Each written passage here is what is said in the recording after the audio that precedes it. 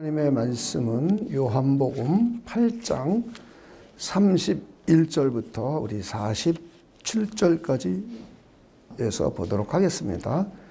31절, 32절을 읽고 그 다음에 중간은 건너뛰고 45절서부터 47절까지 이렇게 읽도록 하겠습니다. 먼저 31절, 32절을 교독하겠습니다. 그러므로 예수께서 자기를 믿은 유대인들에게 이르시되 너희가 내 말에 거하면 참으로 내 제자가 되고 진리를 알지니 진리가 너희를 자유롭게 하리라. 아멘. 이제 45절부터 교독하겠습니다. 내가 진리를 말하므로 너희가 나를 믿지 아니하는도다. 너희 중에 누가 나를 죄로 책잡겠느냐? 내가 진리를 말하는 데에도 어찌하여 나를 믿지 아니하느냐. 우리 47절 함께 읽겠습니다. 시작. 하나님께 속한 자는 하나님의 말씀을 듣나니 너희가 듣지 아니함은 하나님께 속하지 아니하였음이로다. 아멘. 네, 우리는 지난주에 참교회와 거짓교회를 구분하는 교회의 표지에 대해서 살펴보았습니다. 첫째는 말씀의 참된 선포, 두 번째는 성례의 바른 시행, 세 번째는 권징의 신실한 시행. 이것이 교회의 3대 표지임을 우리 생각해 보았습니다. 최초의 예루살렘 교회는 사도 베드로의 순수한 복음 선포로 시작이 되었습니다. 그리고 그들은 사도의 가르침을 받았습니다. 그 후 말씀이 흥황함으로 교회가 성장하게 되었습니다. 교회는 진리의 말씀을 선포함으로 탄생하게 되었고 진리의 말씀을 가르쳐서 하나님의 교회답게 성장해 가게 되었습니다. 그리스도 안에서 이루어진 구원의 복음, 곧 진리의 말씀이 선포되는 교회가 참 교회입니다. 거짓 교회와 참 교회를 구분하는 가장 근원적인 기준이 그리스도 안에서 이루어진 구원의 복음, 곧 진리의 말씀입니다. 참교회는 구원의 복음을 순수하게 선포합니다. 그러나 거짓교회는 그리스도 안에서 이루어진 구원의 복음을 순수하게 선포하지 않습니다. 다른 복음을 전합니다. 예수 외에 다른 구원을 전합니다. 참교회는 진리의 말씀을 순수하게 가르칩니다. 그러나 거짓교회는 진리의 말씀을 순수하게 가르치지 않습니다. 철학 사상이나 세속주의를 가르칩니다. 혼합 사상을 가르칩니다. 구원의 복음을 순수하게 선포하는 교회가 참 교회입니다. 성경 말씀을 순수하게 가르치는 교회가 참 교회입니다. 우리 이런 의미를 생각하면서 성경 구절을 다시 한번 몇 군데만 보겠습니다. 우리 에베소서 1장 13절입니다. 에베소서 1장 13절 우리 함께 읽어보겠습니다. 시작. 그 안에서 너희도 진리의 말씀 곧 너희의 구원의 복음을 듣고 그 안에서 또한 믿어 약속의 성령으로 인치심을 받았으니. 우리는 그리스도 안에서 이루어진 우리 진리의 말씀 곧 구원의 복음을 듣고 그걸 믿음으로 해서 우리는 구원을 받았습니다. 그리고 하나님께서는 너는 나에게 속한 내 백성이 되었다는 표시로 성령으로 도장을 꽝 하고 찍어 주셨습니다. 그리고 이런 사람들의 모임이 교회입니다. 참 교회는 그리스도 안에서 이루어진 진리의 말씀, 곧 구원의 복음을 순수하게 전해야 합니다. 이것이 바로 참 교회의 표지이기 때문입니다. 우리 갈라디아서 1장 7절에서 9절도 한번 읽어보겠습니다. 함께 있습니다. 시작. 다른 복음은 없나니 다만 어떤 사람들이 너희를 교란하여 그리스도의 복음을 변하게 하려 함이라. 지금 이 내용을 보면 그리스도의 복음을 변하게 하려고 어떤 사람들이 교란시키고 있어요. 이게 그 당시 얘기예요. 그 당시. 그러니까 다른 복음을 지금 전하는 거예요. 그러니까 그리스도의 복음을 순수하게 그리스도 안에서 이루어진 일들을, 진리의 말씀을 순수하게 전하는 것이 아니라 여기에 딴 걸 가미하는 거예요. 더하거나 빼거나 가미해서 사람들을 교란시키는 겁니다. 이것을 우리는 다른 복음이라고 합니다. 그러나 우리나 혹은 하늘로부터 온 천사라도 우리가 너에게 전한 복음 외에, 그 다음 읽어봅시다. 시작. 다른 복음을 전하면 저주를 받을지어다. 우리가 전에 말하였거니와 내가 지금 다시 말하노니 만일 누구든지 너희가 받은 것 외에, 그 다음 읽어봅시다. 시작. 다른 복음을 전하면 저주를 받을지어다. 그러니까 예수 그리스도 외에 다른 복음, 예수 그리스도의 공로 외에, 공로로 구원받는 외에 다른 것이 가미되거나 빼지면 이게 다른 복음인 거예요. 그런데 이 당시에도 지금 다른 복음을 전하고 있는 겁니다. 그래서 사람들을 미혹하는 거예요.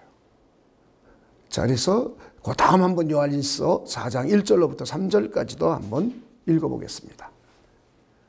사랑하는 자들아, 영을 다 믿지 말고 오직 영들이 하나님께 속하였나 분별하라.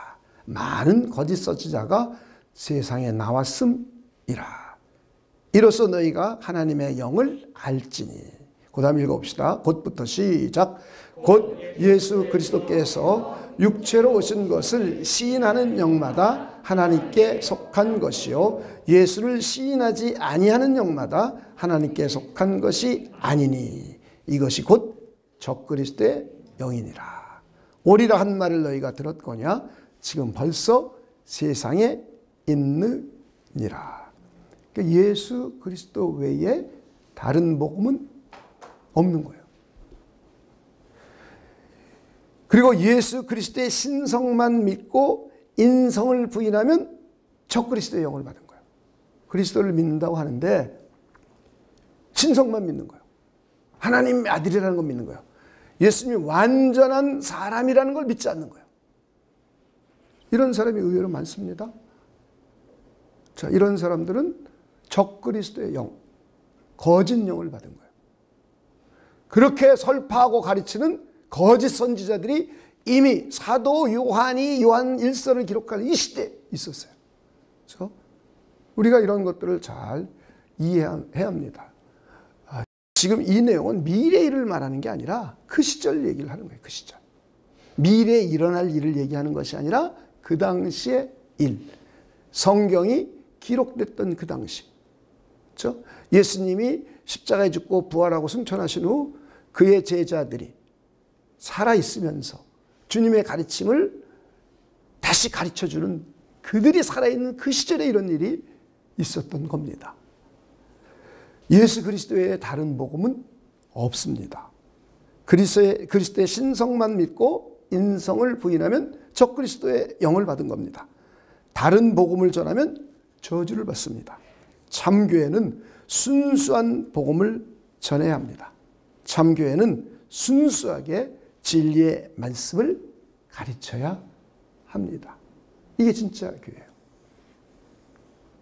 진짜 교회냐 진짜 교회가 아니냐를 구별하는 가장 뚜렷한 표지예요. 그러니까 우리는 참복음을 안 전하는 교회가 있다면 그건 거짓교회가 되는 거예요. 그래서 우리 사랑과 평안의 교회는 참교회의 표지를 분명하게 갖기 위해서는 예수 그리스도의 순수한 복음을 선포해야 돼요. 그리고 하나님의 말씀을 순수하게 가르쳐야 돼요. 다른 것이 가미되지 않게. 우리 그런 교회가 되기를 소망해 봅니다.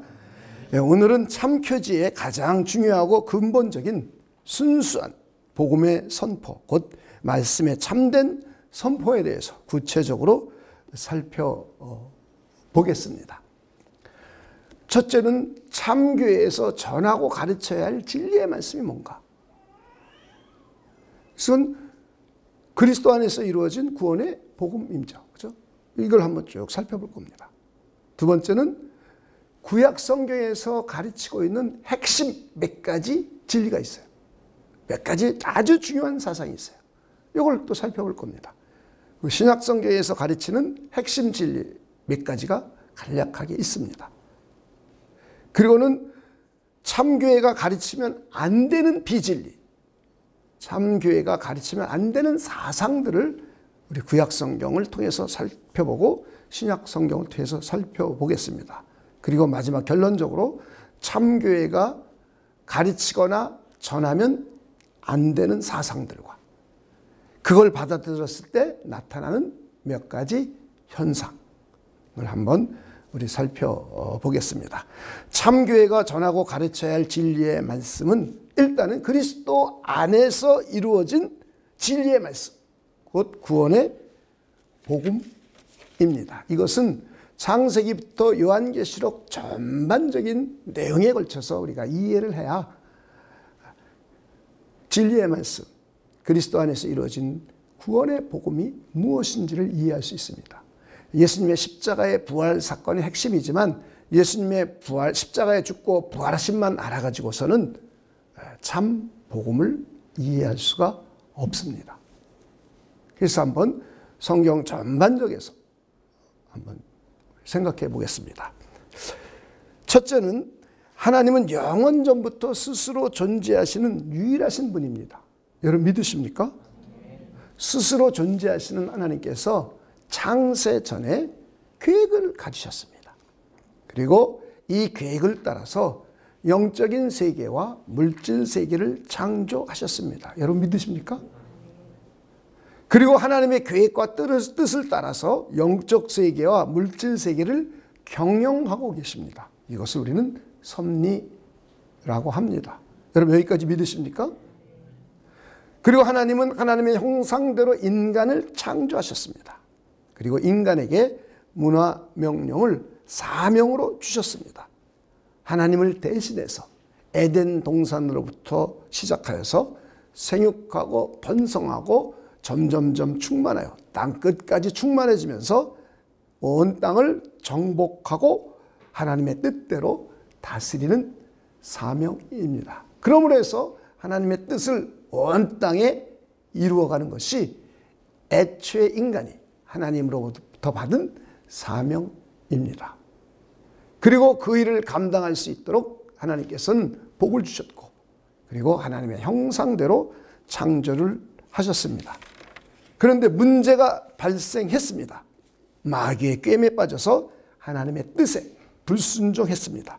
하나님과의 언약을 파기한 것입니다. 그러므로 하나님과 유기적인 생명의 관계가 끊어지고 단절되었습니다. 그러므로 해서 죄의 값으로 형벌을 받고 사망에 이르게 되었습니다. 그런데 이 사망이 첫 번째는 영적인 죽음입니다. 하나님의 생명이 끊어져서 영적으로 죽게 되어 있어요. 하나님과의 관계가 단절되었습니다. 그래서 하나님의 신적인 생명으로부터 이탈되었습니다. 그리고 영적으로 죽자 하나님을 알아보지 못합니다. 그리고 마음에 하나님 두기를 싫어합니다. 하나님을 없다고 하며 하나님을 대적합니다. 거짓 신을 찾고 피조물을 섬기기도 합니다. 이것이 영적인 죽음의 결과입니다. 그리고 두 번째는 몸이 서서히 죽어갑니다. 몸이 서서히 죽어가면서 고난과 고통을 받습니다. 질병에 걸리기도 하고 마음에 화병이 들기도 하고 사람들과 갈등을 일으키면서 서서히 죽어갑니다. 그런 셋째 결국 몸이 죽게 됩니다. 영혼은 지옥으로 가고 몸은 흙으로 돌아가서 산화되어 완전히 없어집니다. 그리고 네 번째는 영원한 죽음에 들어가게 됩니다. 흙으로 갔던 몸이 부활합니다. 그리고 지옥에 있던 영혼과 부활한 몸이 재결합을 합니다. 그리고 영영한 불, 마귀와 사탄, 그의 사자들 위하여 예비한 영영한 불로 들어가서 영원히 존재합니다. 이것이 영원한 죽음입니다. 이것이 타락한 인간에게 모든 인간이 처해져 있는 운명입니다. 이것을 이해해야 하나님의 사랑을 이해할 수 있고 하나님의 은혜를 이해할 수 있고 구원이 무엇인지를 알 수가 있습니다. 그런데 이런 천지 창조서부터 인간의 타락을 이해하지 못하면 구원을 이해할 수가 없습니다. 그래서 이제 하나님께서는 사랑이시기 때문에, 은혜로우신 분이기 때문에 타락하여 형벌에 처한 인류 가운데 일부에 대한 구원을 계획하셨습니다. 여자의 후손으로 메시아를 약속하셨습니다. 구체적으로 아브라함과 다윗의 자손으로 메시아를 약속하신 겁니다. 그리고 율법 아래 태어나셔서 율법의 의무를 다할 것과 그리고 새 언약의 중보자로 오실 것을 약속하셨습니다. 여기까지가 구약 이야기입니다. 드디어 때가 차서 성자께서 인성을 취하여 이 땅에 오셨습니다. 그분이 아브라함과 다윗의 자손이신 나사렛 예수입니다. 성령에 의해서 동정녀 마리에게 잉태되셨습니다. 여러분 이거 믿으십니까? 이거 안 믿으면 구원이 없는 거예요. 이거는 아무나 믿어지질 않아요. 구원 받아야 믿어져요. 성령이 아니면 이걸 믿어질 수가 없어요. 일반적인 지식과 상식으로는 믿을 수가 없죠. 과학을 가지고 이게 믿어지는 게 아니에요. 그런데 성령의 감동을 받고 성령에 의해서 중생을 하면 이게 믿어져요. 여러분 믿어지십니까? 이거 안 믿어지면 곤란한 거예요. 그건 중생한 것 같으나 중생한 척하는 사람이에요. 그러니까 교회는 여러 부류가 있어요. 진짜 중생한 사람, 두 번째 중생한 척하는 사람, 중생하지 않았으나 그냥 교회에 오는 사람, 혹은 목적이 있어서 교회에 오는 사람, 이렇게 다양합니다. 근데 참 교회는 중생한 사람들이 참 교회예요. 하나님의 눈에. 우리끼리는 그냥 교회예요. 하나님의 눈에는 중생한 사람만 교회예요. 우리 이런 거 잘 이해하셔야 됩니다. 그리고는 인류 역사 가운데 탄생하셨습니다. 우리와 똑같은 인간으로 오셨습니다. 전생 인류라던가 혹은 우리와 다른 인류면 우리를 구원할 수 없어요.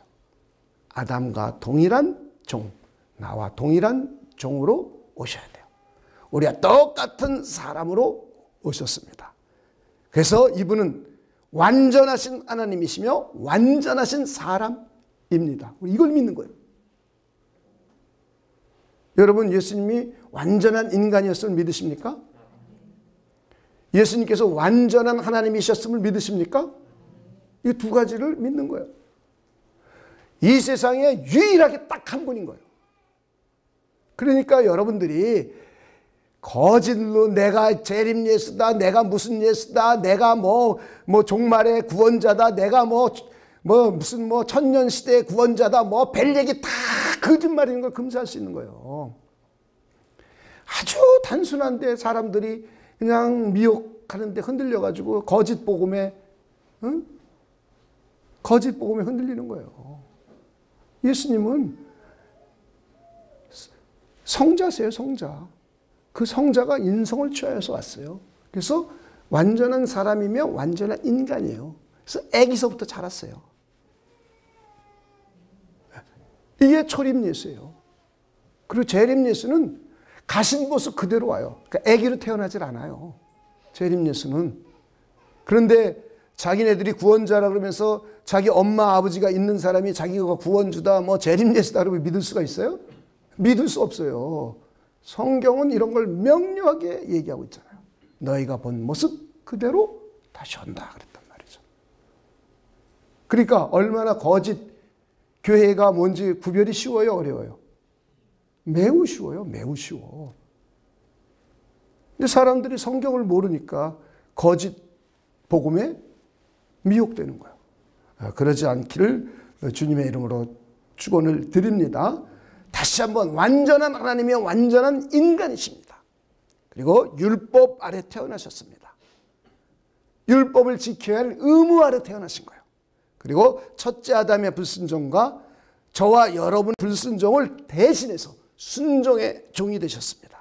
둘째 아담이요 마지막 아담이 되셨습니다. 그리고 3년의 공생애를 통하여 하나님의 나라의 복음을 선포하시고 가르치셨습니다. 하나님의 나라의 능력을 보여주셨습니다. 귀신을 내쫓으시고 병든 자를 치료하시고 자연을 순종케 하셨습니다.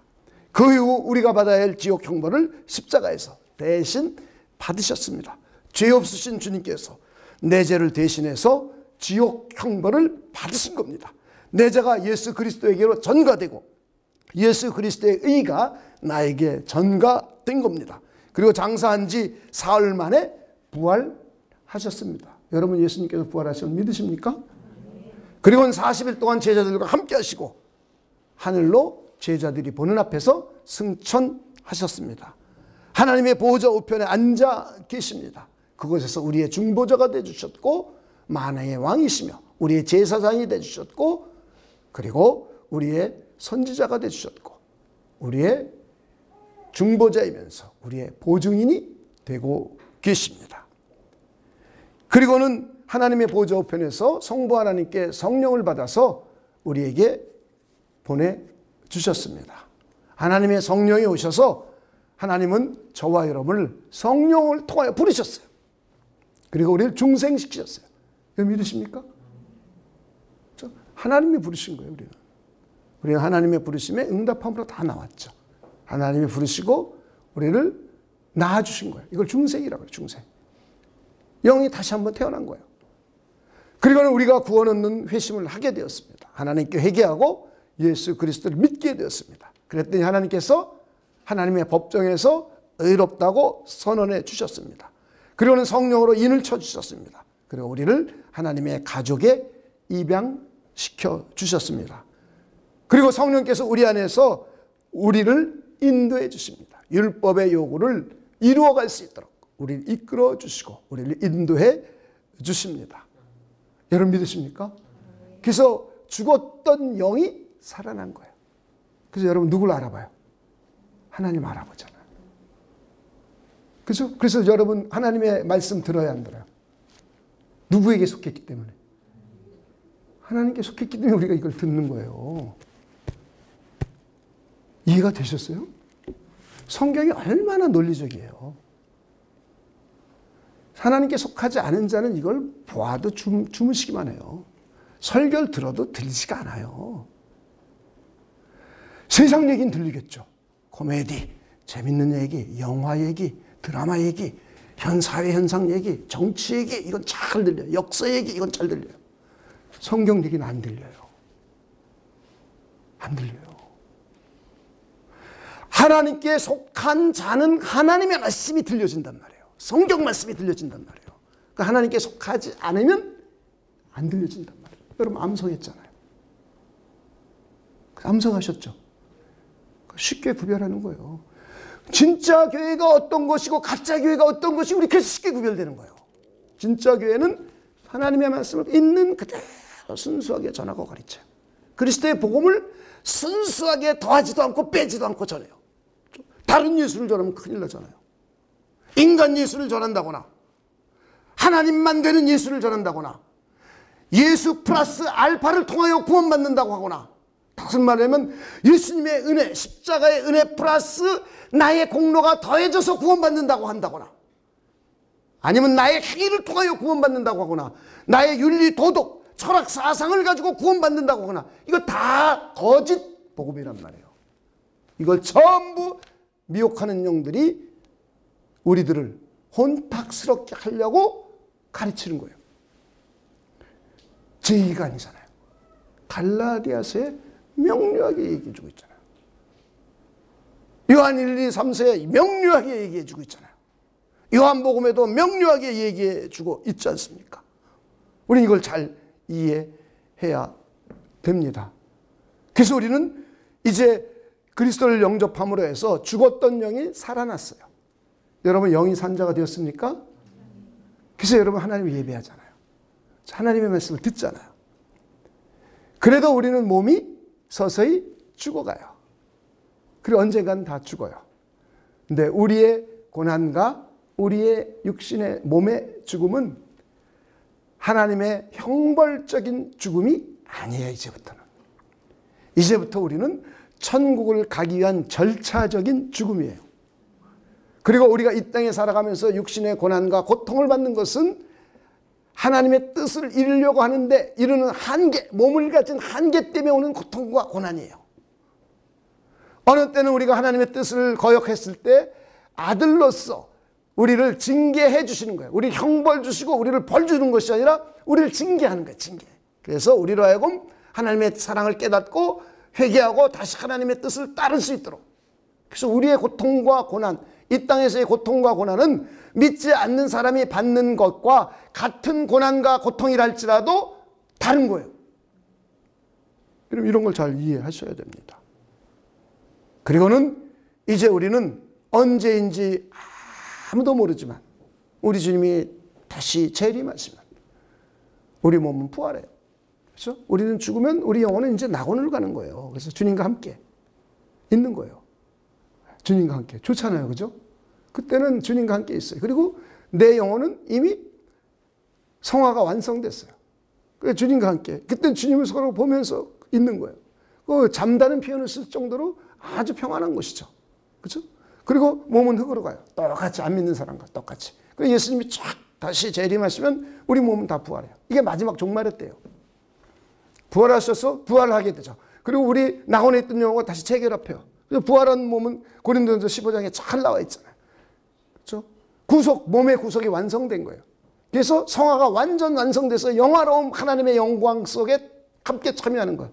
그리고 영원히 하나님과 함께 존재하는 거예요.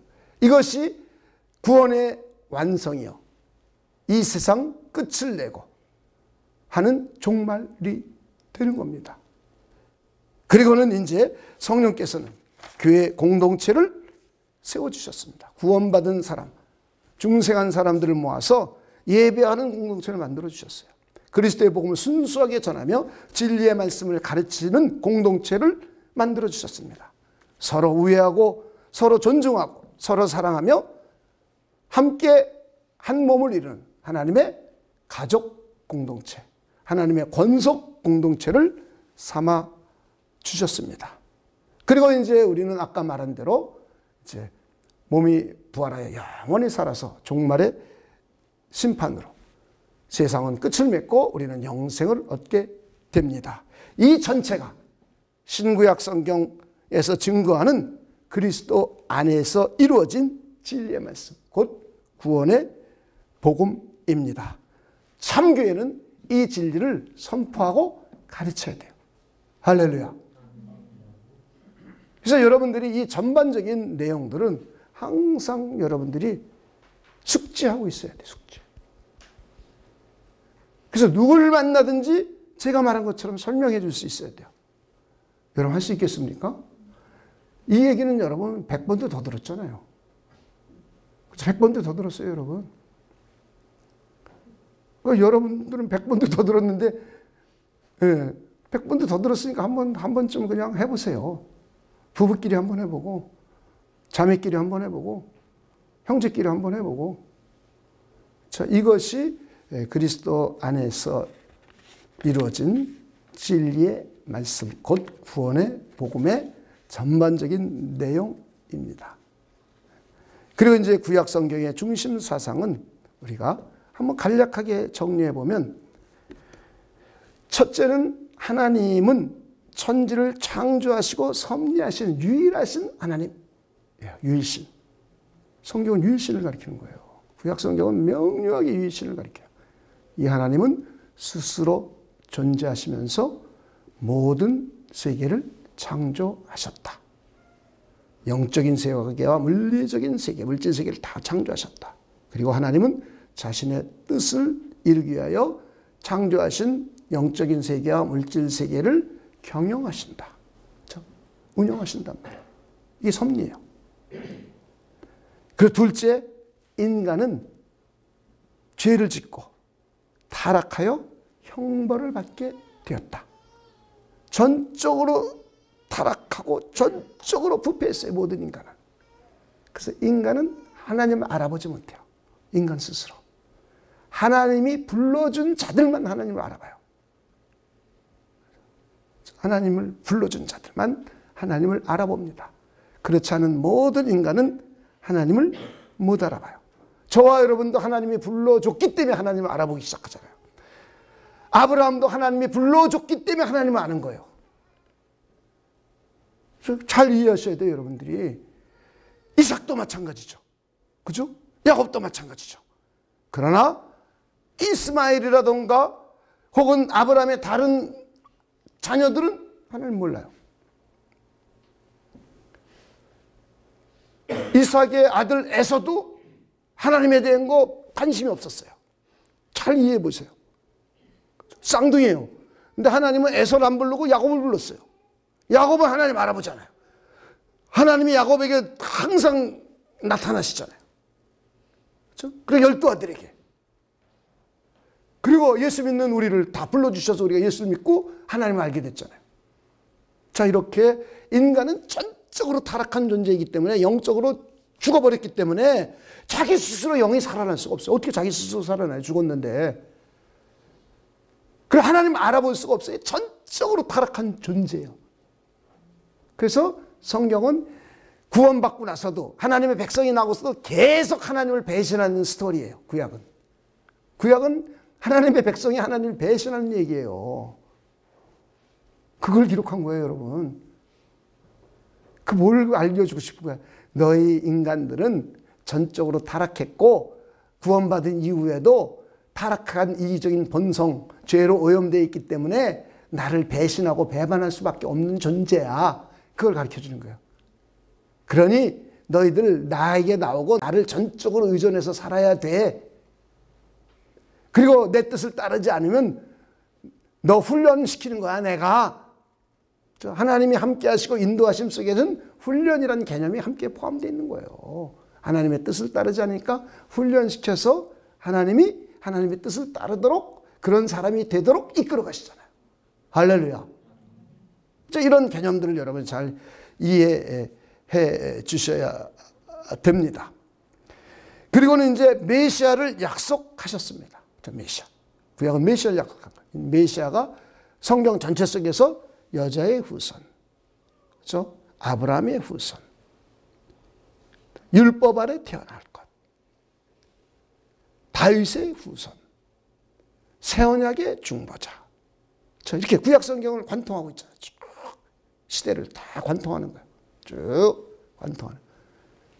자, 이렇게 이제 메시아를 약속했습니다.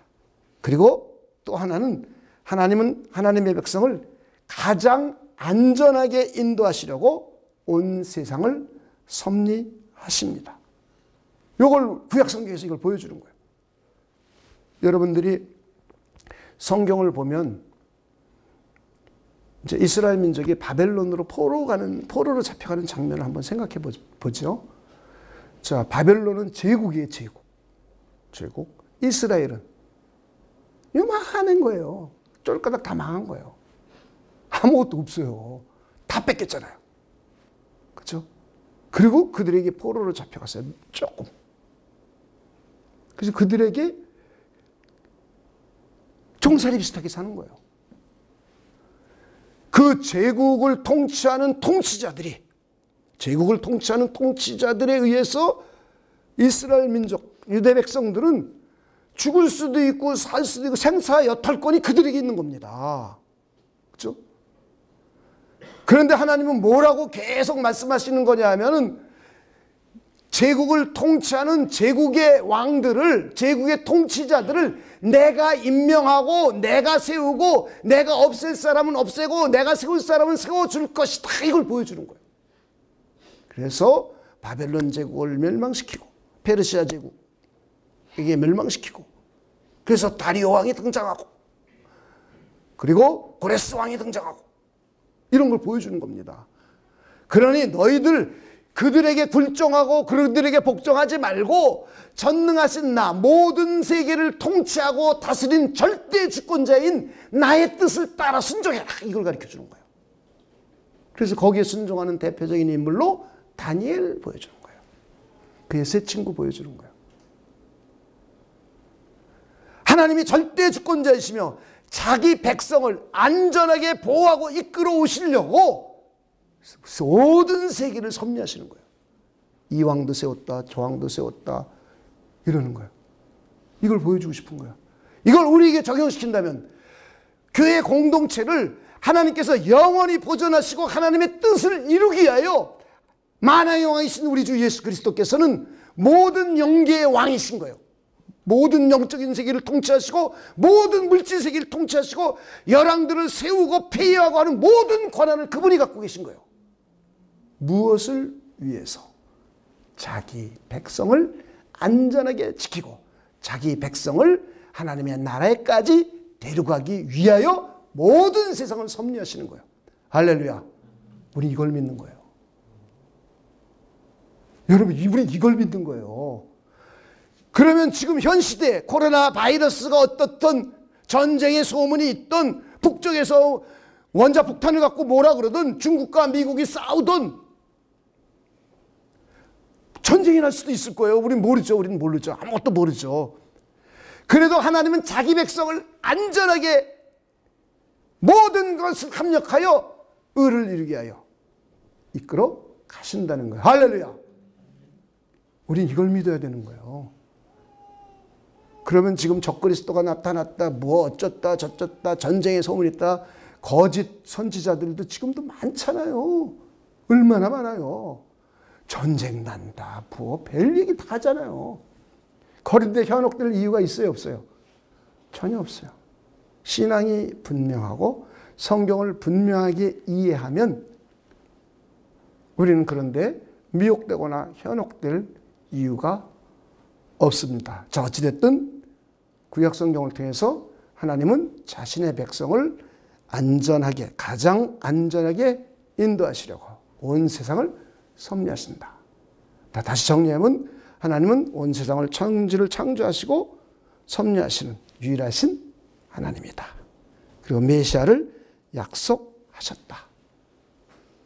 그러면서 우리를 율법을 지켜 살도록 하나님의 백성이 하나님의 법을 잘 따라 살도록 율법을 주셨다. 이게 구약성경의 핵심 사상들이에요. 신약성경은 메시아가 오셨다는 얘기예요. 메시아가 오셨다. 그분이 나사렛 예수다. 근데 그분은 완전한 하나님이요 완전한 사람이다. 그리고 이분은 복음을 전파하셨어요. 그리고 십자가에서 우리의 죄를 대속하셨어요. 여러분 믿으십니까? 그리고 부활하셨어요. 승천하셨어요. 그리고 성령을 보내주셨어요. 그리고 성령께서는 우리의 구원을 적용해 가세요. 그리고 교회 공동체를 이 땅에 창설하셨어요. 그리고 교회를 교회되게 인도해 주십니다. 그리고 마지막 종말이 되면 우리 주님께서는 심판의 주님으로 다시 오실 겁니다. 그러면서 그때와 시는 아무도 몰라요.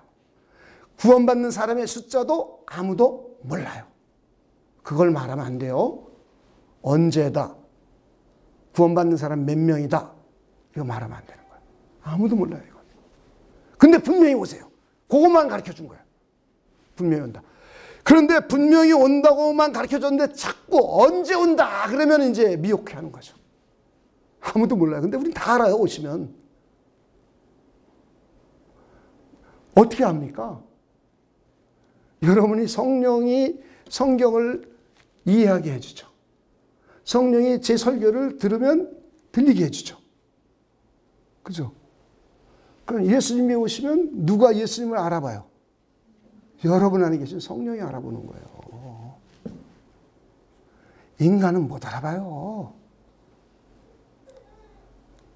누가 재림의 주님이신지 우리 안에 계신 성령께서 저분이 우리의 재림의 주님이시란 것을 일깨워준단 말이에요. 그래서 내 이성이 알게 되는 거예요. 할렐루야. 그러니까 우리 미혹될 이유 있어요, 없어요? 전혀 없어요. 전혀 없어. 그러니까 믿음이 확실치 않으면 자꾸 이상한 데 빠져드는 거예요. 신천지에 빠져들고 하나님의 교회에 빠져들고 이상한 데 가는 거예요. 이상한 데. 믿음이 불분명하니까. 여러분 그렇지 않기를 주님의 이름으로 축원을 드립니다. 그리고는 이제 우리들더러 하나님의 아들의 형상을 닮아가도록 요청하고 계시죠. 그죠? 이게 신약성경, 구약성경을 이렇게 보면은 명료하게 주장하는 사상이 있어요. 그죠? 우리 이걸 잘 받아들여야 됩니다. 그래서 이제 신구약 성경에 이 사상을 받아들이지 않음으로 해서 구약 백성들은 멸망에 이르고 신약에서는 참교회가 아니라 거짓교회다라고 말하는 거예요. 여러분 이해가 되셨습니까? 자, 그래서 구약 성경을 먼저 보면은 북왕국과 남왕국이 멸망하게 된 이유를 그걸 통해서 우리는 배울 수가 있죠. 그걸 다 성경을 찾지는 않겠습니다. 자, 호세아서 4장 6절만 한번 보겠습니다. 왜 멸망하게 되었는가? 북왕국이. 6절입니다. 한번 읽겠습니다. 시작. 내 백성이 지식이 없음으로 망하는도다. 이것만 1.5 뒤에 설명하면 너무 또 기니까. 구약시대에 진리의 말씀을 전하거나 가르치지 않아서 나타난 현상이에요. 말씀을 몰라서 나타난 구약교회의 현상인 거예요. 제사장들이 하나님이 누구인지 하나님의 말씀이 율법이 뭔지 몰랐어요. 제사장들이. 북이스라엘 잘 봅시다. 북쪽으로 가자마자 두려우니까. 왜? 하나님을 제사할 장소가 예루살렘에 있으니까 열 지파가 절기 때 되면 예루살렘에 왔다가 안 가는 거예요. 그리고 혹시 왔다가 이들의 이야기 듣고 반역을 일으킬까 봐 두려운 거죠. 그래서 베델과 단에다가 금송아지를 만들어요. 첫째 뭐가 벌써 일어나요? 우상 숭배. 그죠? 유일신을 따르지 않잖아요, 지금. 그리고 주변의 제사장들을 레이지파 사람들이 아닌 다른 사람을 제사장으로 세우고 그리고 이방 사람들의 제사 방식을 받아들여요. 종교 혼합주의. 그리고 이방 사람들의 사상과 문화를 끌어들어요. 세속주의. 세속주의. 그러면서 하나님의 말씀을 모르니까 하나님을 섬기지 않고 우상을 섬기면서 세속주의를 받아들이고 다신론주의를 받아들이고 종교다원주의를 받아들이고 오늘날로 말을 표현하면 그러면서 죄를 짓는 거예요. 그래서 이들을 하나님께서 멸망시키는 거예요. 이걸 잘 알 수 있잖아요. 그래서 우리는 그 사람들은 유일신을 부정하고 다신론을 따른 겁니다. 우상 숭배를 했습니다. 종교 혼합주의를 따랐습니다. 세속주의를 받아들이 이 네 가지 절대 우리는 교회에서 가르치면 안 되는 거예요. 이해가 되셨어요? 이것 때문에 망한 거예요. 이것 때문에. 다시 정리하면 다신론주의, 우상 숭배, 종교 혼합주의, 세속주의 오늘날 교회에서 하고 있는 게 다 들어있잖아요. 그죠? 교회 다니면서 점 보러 간대. 그 사람이 진짜 구원받았을까? 퀘스천.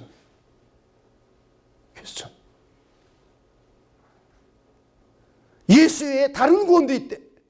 종교 혼합주의. 교회가 하나님의 말씀에 의해서 운영되고 경영되는 것이 아니라 세속의 방식을 그대로 다 갖고 들어와. 사회의 높은 위치면 교회 와서도 높은 위치. 이런 건 세상의 방식을 교회에 그대로 끌고 들어와. 그럼 교회는 그때부터 망하는 거예요. 교회는 교회가 될 수 없죠. 세상과 교회가 구별이 안 되잖아요. 그러니까 오늘날 교회 현상과 동일해요? 동일하지 않아요? 거의 유사해요. 우리가 이거 조심해야 된단 말이죠. 이것은 순수한 하나님의 말씀이 아니란 말이에요. 구약 성경에서 가르치는 사상이 아니란 말이에요. 구약 성경의 중요한 사상과 반대되는 사상이란 말이에요. 이런 요소는 교회에서 절대 가르치면 안 되는 거예요. 이거 선포해도 안 되는 겁니다. 여러분이 잘 이해해 주시길 바랍니다. 이제 신약 성경입니다. 신약 성경. 첫째는 예수님 시대로 생각해 보는 거예요. 예수님 시대. 예수님 시대 유대인들은 예수님의 뭘 부정했죠? 신성을 부정했잖아요. 유대인들은. 예수님을 하나님의 아들이라고 그러니까 죽이려고 그랬잖아요. 그렇죠? 유대주의자들은 예수님의 신성을 부인한 거예요. 그러니까 예수님의 하나님의 되심을 부정하면 돼요, 안 돼요? 안 돼요. 자, 그러니까 예수님이 하나님이 아니라고 가리키면 안 돼요. 예수님이 하나님이 아니라고. 그죠? 여호와의 증인 예수님은 하나님이라고 가리키질 않아요. 하나님이 아니에요. 예수님은 피조물이에요, 피조물. 피조물. 그러니까 예수님의 신성을 부인해요. 그러니까 그 참교의 표지가 있는 거예요, 없는 거예요? 없는 거예요. 그럼 벌떡 일어나서 나와야죠. 그죠? 예수님의 신성을 부인한단 말이에요. 이것은 4세기 초에 아리우스라는 사람이 이걸 주장해서 이제 이 사람이 이단으로 정죄를 받습니다. 그래서 이것은 결국은 성삼위일체 하나님을 부인하는 반삼위일체인 거예요. 반삼위일체. 삼위일체를 부인하는 거예요. 예수님의 신성을 부인하는 것은 삼위일체를 부인하는 것과 똑같은 거예요. 똑같은 거. 오늘날 유대교인, 오늘날 여호와의 증인이 그렇죠. 둘째는 요한 1서는 영지주의의 영향을 받아서 그리스도의 인성을 부인했어요. 우리가 읽었던 거 있었죠.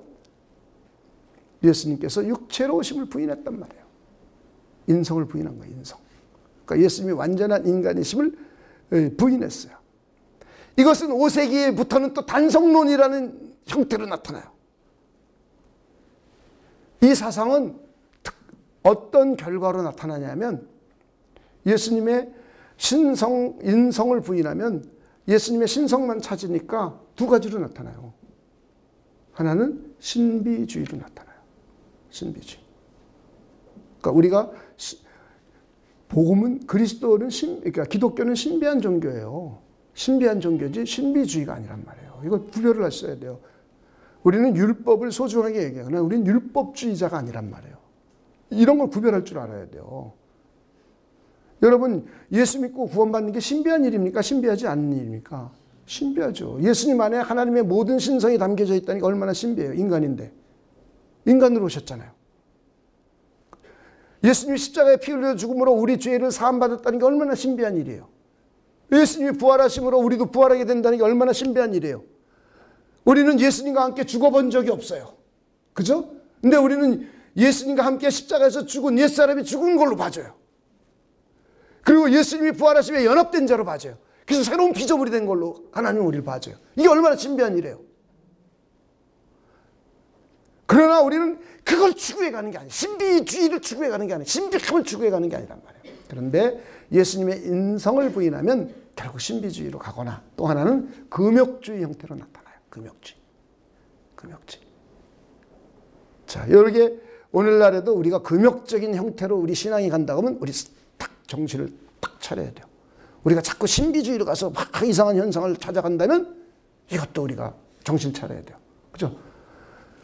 여러분이 신앙이 분명치 않을 때는 신비한 사람 찾아가잖아요. 그래서 신비한 사람. 말도 안 되는 사람을 신비하다고 생각하고 찾아가는 거니까 참 딱해요, 딱해. 오늘날에도 뭐 전쟁 난다 그러면 또 거기서 뭐 아프리카에서 온 아무개 목사님이다 그러면 또 그냥 뭐 모이고 말이야 광고하고 모이고 그게 말이 돼. 참 하여간 신기한 세상에 성경을 모르면 이상해져요 사람들이. 자 이제 예수 외에는 다른 복이 없었죠. 아까 갈라디아서 봤듯이. 그렇죠? 예수 외에 다른 복음을 전하면 안 돼요. 굉장히 구약 신약 성경은 이걸 굉장히 엄격하게 다루고 있잖아요. 자, 그래서 그 형태 몇 가지를 한번 살펴보겠습니다. 골로새서 2장 8절입니다.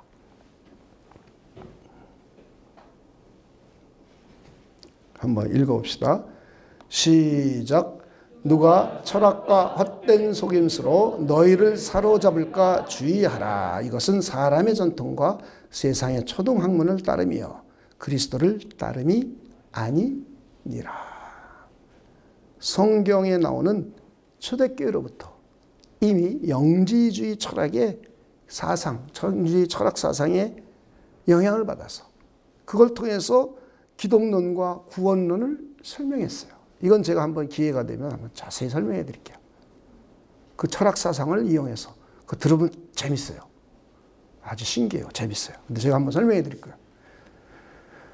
요즘도 교회에서 철학사상과 세속주의가 교회에 심각하게 영향을 끼치고 있단 말이죠. 그리고 그것이 강대상에서 선포되고 있다면 문제가 있는 거예요. 그것을 교회에서 공식적인 성도들을 모아서 가르치고 있다면 심각한 문제인 거예요. 이것이 다른 복음인 거예요. 다른 복음. 이제 분별이 여러분이 돼가는 거예요. 네. 자, 두 번째. 율법주의. 그러니까 율법을 지켜 행함으로 구원받는다는 사상이에요. 그럼 예수가 필요 없죠. 그렇죠? 예수가 필요 없단 말이에요. 갈라디아서는 이걸 보여주고 있어요. 율법을 지켜서 구원 만든다고 하는 율법주의자들에 대한 경고예요.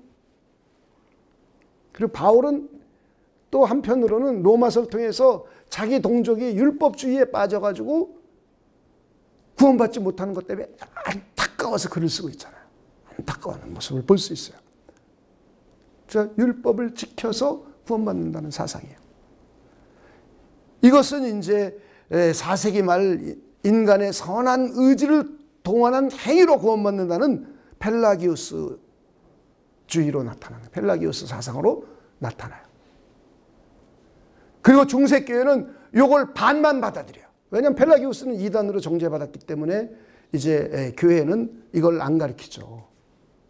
근데 이제 문제는, 요거는 조금 얘기 들으면 재밌을 것 같아요. 문제는 그 당시 교회를 생각하는 거예요. 1세기, 2세기, 3세기, 4세기 생각해 보는 거예요. 이제 핍박을 받고 있었으니까 교회들이 다 이제 숨어 있었습니다. 그러다가 이제 교회가 조금 이제 숨을 틔울 만하니까 이제 바깥으로 나와서 이제 교회들이 세워졌죠. 그래서 이제 사제들이 세워지고 각 교회 대표자들, 감독들이 세워집니다. 사제들이라고 해요. 사제들, 교구장 뭐 이런 사람들이 이제 세워지는 겁니다. 그래서 이제 교회를 이제 예배를 드리고 교회에 모여서 찬송도 부르고 이제 뭐 이렇게 신앙생활을 하는 거죠. 그런데 평신도들 가운데 수도원 운동이 일어나요. 자, 사람들이 교회를 다니면서도 죄를 짓고 선한 행동을 안 해. 근데 어떤 사람은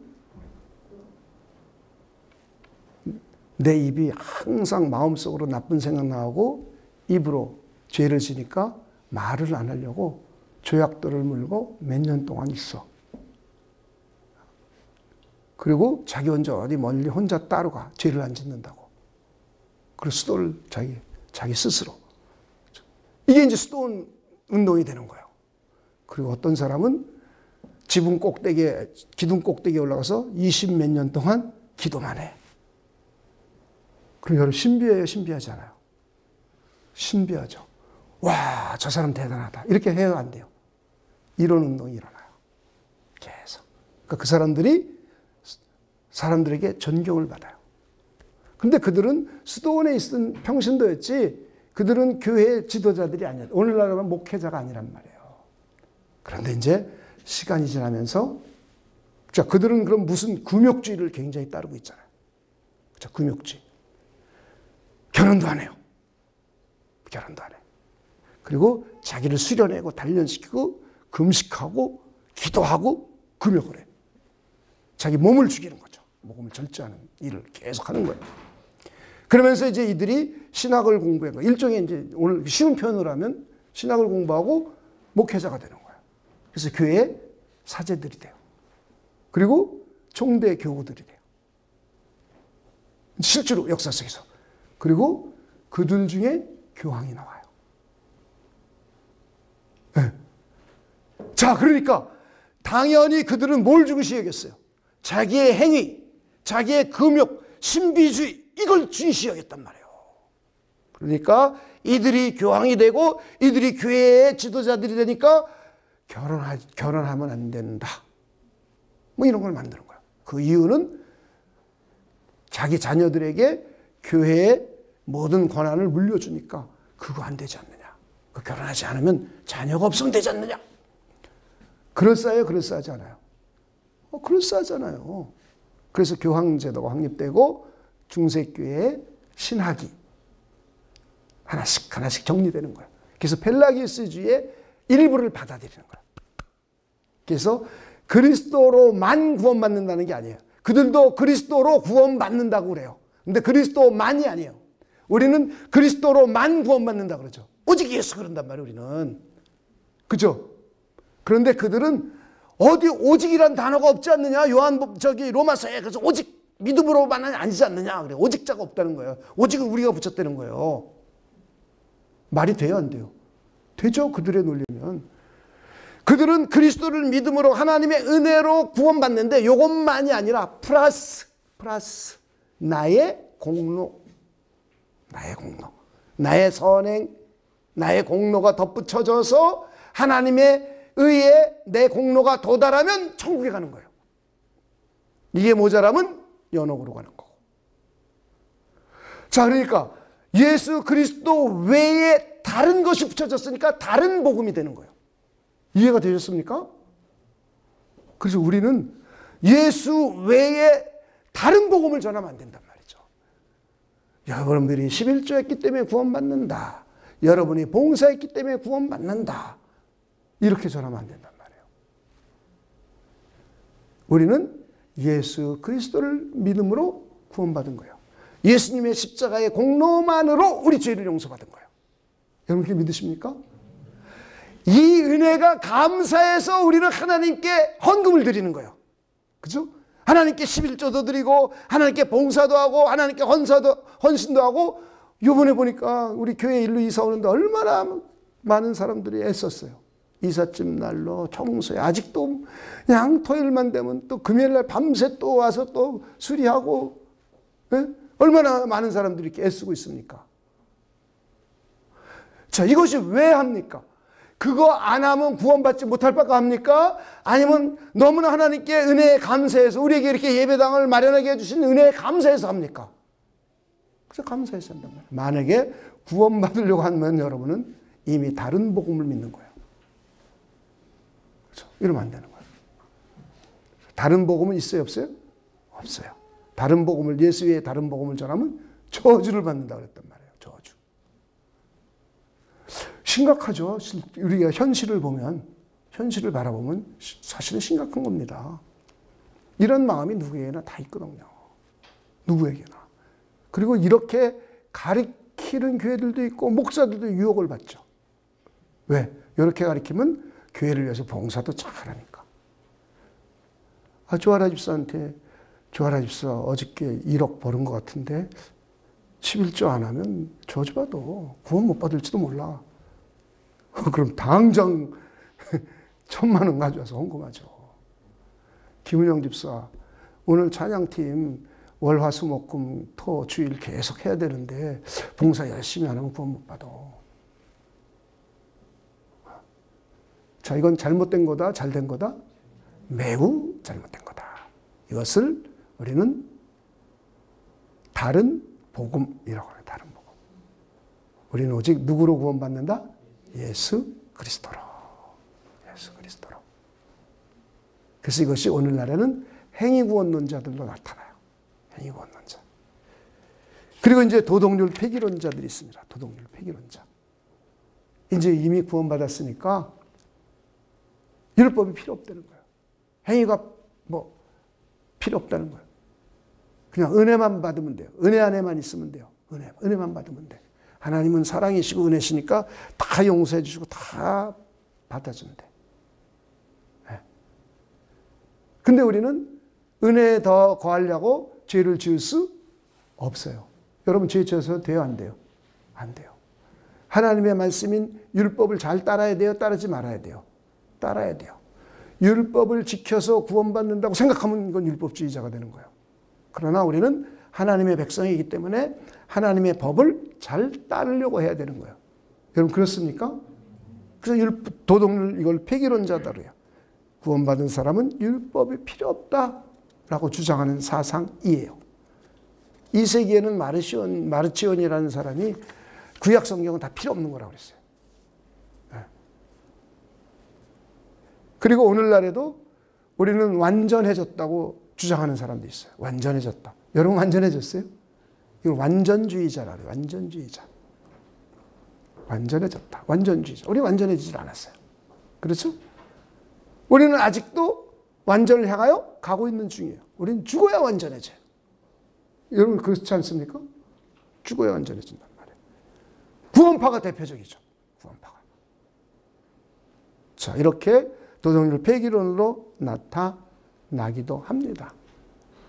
그래서 우리가 마지막으로 한번 전체적으로 점검해 볼 것은 신구약 성경 전체를 통해서 우리는 이미 그리스도 안에서 이루어진 진리의 말씀, 구원의 복음은 전반적으로 창조부터 타락서부터 구원자를 약속하신 것부터 구원자가 오신 것부터 구원자가 이루신 일, 성령을 보내주신 일, 성령을 통해서 우리의 구원을 적용하고 교회 공동체를 세워가시는 일, 미래에 그리스도가 다시 오시는 일까지 우리 전체를 살펴봤어요. 그렇죠? 이거는 우리가 늘상 교회에서 가르치고 전해야 될 내용이에요. 그러면서 교회에서 절대로 전하거나 가르치면 안 되는 사상을 우리가 간략하게 한번 따져보고 생각해보고 끝을 맺도록 하겠습니다. 첫째는 무신론 사상이나 다신론 사상을 가르치면 안 돼요. 하나님 오직 한 분. 요거고. 이것이 어긋나면 두 번째 무슨 일이 발생하느냐? 우상 숭배를 하기 시작해요. 그래서 그 우상 숭배 사상을 가르치면 안 돼요. 교회는. 우상 숭배를 용인하면 큰일 나요. 안 돼요. 세 번째는 다신론을 유일신을 안 따르면 종교다원주의가 나와요. 그렇죠? 모든 종교는 다 똑같다. 남산에 올라가면 길이 수없이 많은 것처럼 모든 종교를 통해서 하나님께로 갈 수 있다. 그래서 모든 종교는 다 구원이 있다 하는 다신론 사상으로 가요. 이런 거 가르치면 돼요? 안 돼요? 안 돼요. 종교 혼합주의 안 돼요. 그렇죠? 그렇다고 해서 우리가 다른 종교를 믿는 사람을 우리가 적대시하거나 그들과 이 땅을 살아가면서 관계를 나쁘게 할 필요는 없어요. 그들은 그게 그들의 종교예요. 그렇죠? 그들은 그냥 구원받지 못하는 거죠. 뭐. 그렇죠? 우리는 예수 그리스도를 믿어 구원받은 사람이에요. 달라요. 그러나 이 땅에서 사는데 그 사람하고 굳이 싸울 필요 없어요. 그냥 이웃으로 잘 지내세요. 친구도 삼으시고 괜찮아요. 네. 그런데 종교 이야기는 하지 마세요. 안 와요, 절대. 안 믿어요. 이미 안 믿을 사람은 안 믿어요. 믿을 사람은 툭툭 던져보면 반응을 알 수 있죠. 그래서 우리는 세상에서는 그냥 같이 하나님의 형상이고 나도 하나님의 형상이고 나는 리폼드 된 하나님의 형상이고 저 사람은 일그러진 하나님의 형상이니까 그냥 하나님의 형상끼리 사이좋게 지내는 거예요. 그러나 신앙을 가지고 논쟁할 필요는 없다. 혹시 우리가 안타까워서 그리스도를 전해보면 안 받아들이면 그걸로 끝내세요. 논쟁하지 마세요. 누가 옳다 그러다. 못 이기고 증명도 안 돼요. 우리의 구원은 그냥 인간적인 지식으로 구원받는 게 아니에요. 성령에 의해서 구원받기 때문에 성령의 역사가 없이는 받아들일 수가 없어요. 그렇기 때문에 그들과 그럴 필요 없죠. 다시 정리하면 무신론과 다신론 사상, 우상 숭배, 종교 혼합주의 이런 거 가르치면 안 돼요. 세속주의도 가르치면 안 돼요. 그리고 예수 그리스도의 신성을 부인하는 것도 안 돼요. 그렇죠? 이것은 반삼위일체로 나타나는 거예요. 삼위일체를 반대하는 거죠. 예수 그리스도의 인성을 부인해도 안 돼요. 근데 예수 그리스도의 인성을 부인하면 신비주의로 나타나거나 혹은 금욕주의로 나타나요. 그래서 내가 금욕주의 성향을 띠거나 신비주의 성향을 띠면 날 빨리 점검해야 돼요. 네. 우리 스스로 점검하는 방식이에요. 율법주의, 행위구원 사상 이런 거를 절대 교회에서 가르치면 안 돼요. 그리고 인간의 전적인 타락을 부인하는 사상을 가르쳐도 안 돼요. 우리가 전적으로 타락했기 때문에 우리가 구원을 받았어도 나는 죄의 오염을 갖고 있고 타락한 이기적인 본성을 갖고 있기 때문에 이걸 육신이라고 번역했어요. 성경은 육체, 사록스예요. 그래서 우리는 자꾸 육신의 생각을 하면서 하나님을 배신하는 행위를 하는 거예요. 여러분이. 여기 하나님 배신 안 하는 사람 있어요? 아무도 없잖아요. 저부터도 하나님 배신하는데 그래서 저도 하나님 배신한단 말이에요. 이걸 우리는 서로 받아들이고 인정해야 돼요. 하나님을 배신하면 하나님이 이제 우리 뭐 훈련시키는 거예요. 훈련. 천국에 들어가서 살 수 있는 마땅한 사람으로 훈련시키는 거예요. 가나안 땅에 들어가서 살 수 있도록 광야에서 뺑뺑이 돌리듯이 이거 훈련이에요. 훈련.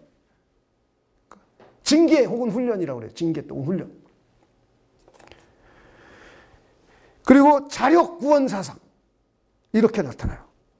나의 선한 의지로 구원받을 수 있다 이런 생각이 들어가요.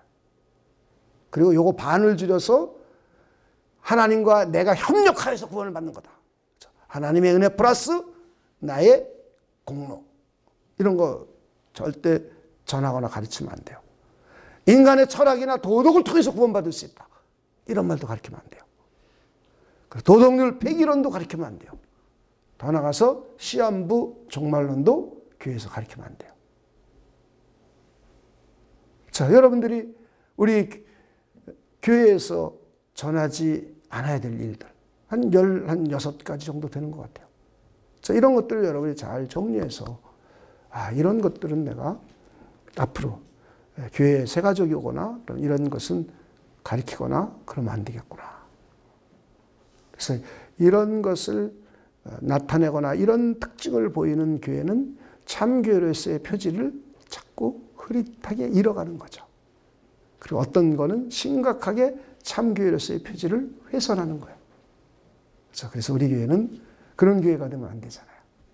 그래서 우리가 우리 교회에서 전하거나 가르치지 말아야 될 것들을 우리가 한번 잘 생각해 보시고, 그리고 우리가 꼭 전하고 가르쳐야 될 것들을 생각해서 우리 교회가 말씀을 바르게 증거하고 또 가르침으로 해서 교회의 표지를 깨끗하고 명료하게 드러낼 수 있는 그런 복된 교회가 되기를 소망해 봅니다. 기도하겠습니다. 하나님 감사합니다. 우리로 하여금 교회의 표지를 함께 살펴보면서 말씀의 참된 선포에 대해서 함께 생각해 보았습니다. 우리가 전하고 가르쳐야 될 것과 그러지 말아야 될 것을 구분하는 복된 기회가 되도록 하나님께서 역사하여 주시옵소서. 그래서 우리 교회의 표지를 깨끗하고 명료하게 드러내 많은 사람들이 참 교회의 표지를 보고 하나님을 섬기러 나올 수 있도록 하나님께서 역사하여 주시옵소서.